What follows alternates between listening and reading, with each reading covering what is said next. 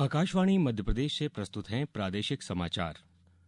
नमस्कार, समाचारों के साथ मैं अभिषेक कटियार। सबसे पहले इस बुलेटिन के मुख्य समाचार।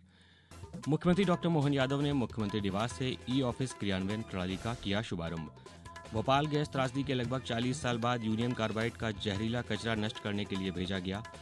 वन और वृक्ष आवरण में मध्य प्रदेश देश में शीर्ष स्थान पर। और सर्द हवाओं से ठिठुरा प्रदेश, घने कोहरे के साथ हुई भोपाल सहित कई शहरों में सुबह। अब समाचार विस्तार से। मुख्यमंत्री डॉक्टर मोहन यादव ने कल मुख्यमंत्री निवास से ई ऑफिस क्रियान्वयन प्रणाली का शुभारंभ किया। उन्होंने इस अवसर पर कहा कि मध्य प्रदेश सरकार डिजिटाइजेशन के माध्यम से आगे बढ़ना चाहती है। मुख्यमंत्री ने आशा व्यक्त की कि आम जनता को ई ऑफिस से राहत मिलेगी।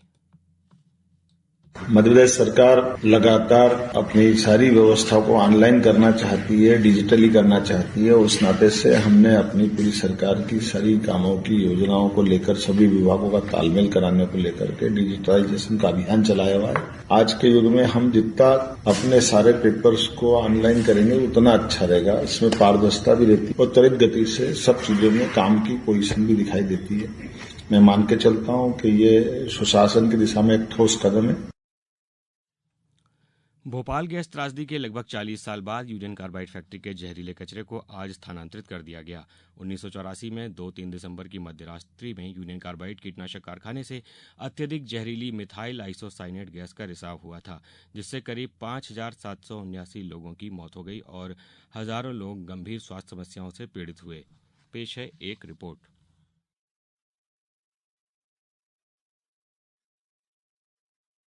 भोपाल के यूनियन कार्बाइड कारखाने से जहरीला अवशिष्ट बीती रात करीब 9 बजे भेजना शुरू किया गया और 337 मीट्रिक टन कचरा लेकर 12 कंटेनर इंदौर के पास पीथमपुर के लिए रवाना हुए। अवशिष्ट को कड़ी सुरक्षा और 250 किलोमीटर लंबा ग्रीन कॉरिडोर बनाकर पीथमपुर भेजा गया।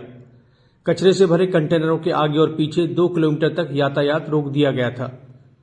कंटेनरों के साथ पुलिस की गाड़ियां थीं। वहीं अवशिष्ट को ले जाते समय 100 पुलिसकर्मी तैनात थे।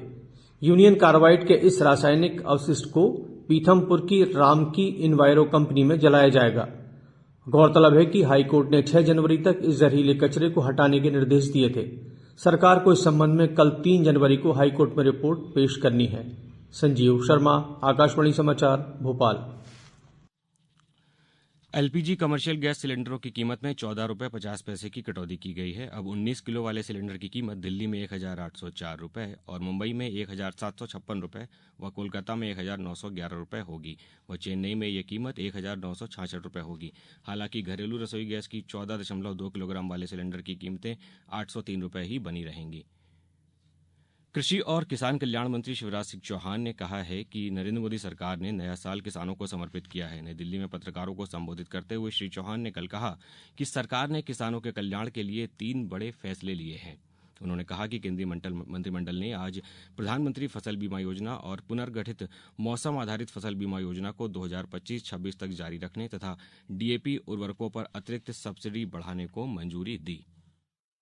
बागवानी फसलों के लिए मौसम आधारित फसल बीमा योजना, अगर कहीं सूखा पड़ गया, ज्यादा गर्मी पड़ी और उत्पादन कम हो गया, कहीं बरसात ज्यादा हुई उत्पादन कम हो गया, कम बरसात के कारण उत्पादन कम हो गया, तो ये जितनी कम या ज्यादा होगी उसके आकलन के आधार पर बिना क्रॉप कटिंग के तो उतना क्लेम बनेगा और किसान के खाते में डाल दिया जाएगा।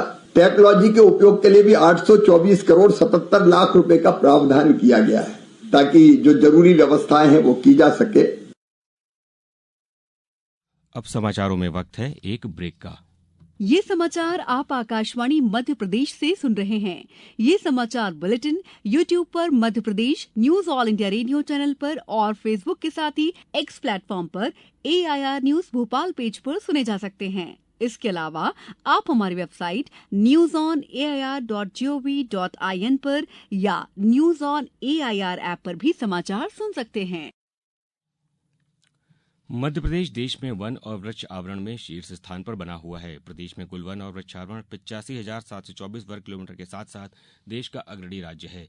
प्रदेश में 30.7% वन क्षेत्र है, जो कि देश के कुल वर्ग क्षेत्र का 12.30% है। यहाँ कुल वन क्षेत्र 4,68,900 हेक्टेयर है। प्रदेश में 24 अभयारण्य, 11 नेशनल पार्क और 8 टाइगर रिजर्व हैं। हाल ही में राजधानी भोपाल से सटे रातारानी अभयारण्य को प्रदेश का 8वां टाइगर रिजर्व घोषित कर दिया गया है। घड़ियाल, गिद्धों, भेड़ियों और तेंदुआ व भालुओं की संख्या में भी प्रदेश देश में अग्रणी है। महिला बाल विकास मंत्री सुश्री निर्मला भूरिया ने कहा है कि नववर्ष से मुख्यमंत्री लाडली लक्ष्मी योजना के तहत पंजीकृत पात्र बालिकाओं को छात्रवृत्ति एवं प्रोत्साहन राशि का भुगतान यूनिपे के माध्यम से किया जाएगा। यह व्यवस्था लागू हो जाने से अब छात्रवृत्ति एवं प्रोत्साहन राशि का भुगतान बालिकाओं के खाते में सीधे किया जा सकेगा। भुगतान की सूचना भी मोबाइल में SMS के माध्यम से बालिकाओं को प्राप्त हो सकेगी। सर्द हवाओं से प्रदेश ठिठुर रहा है। आलम यह है कि दिन में भी कपकपी छूट रही है। वहीं भोपाल सहित कई शहरों में सुबह घने कोहरे के साथ हो रही है। आज भोपाल, उज्जैन और शाजापुर में इतना घना कोहरा था कि विजिबिलिटी 50 मीटर ही रह गई। मौसम विभाग की माने तो अगले 3 दिन तक ऐसी ही ठंड पड़ेगी। आज भी भोपाल, जबलपुर, ग्वालियर समेत 14 जिलों में शीतलहर का अलर्ट है। वर्तमान में जम्मू, हिमाचल प्रदेश, उत्तराखंड, लद्दाख में बर्फबारी हो रही है, जिससे प्रदेश में सर्द हवाएं आ रही हैं। स्कूल शिक्षा एवं परिवहन मंत्री उदय प्रताप सिंह आज 68वीं राष्ट्रीय शालेय क्रीड़ा प्रतियोगिता 2024-25 का शुभारंभ करेंगे। शुभारंभ समारोह दोपहर 1 बजे भोपाल के शासकीय सुभाष उत्कृष्ट उच्चतर माध्यमिक विद्यालय में होगा। इसमें हॉकी अंडर 14 बालक और शूटिंग अंडर 14 और 19 बालक बालिका वर्ग की स्पर्धाएं होंगी।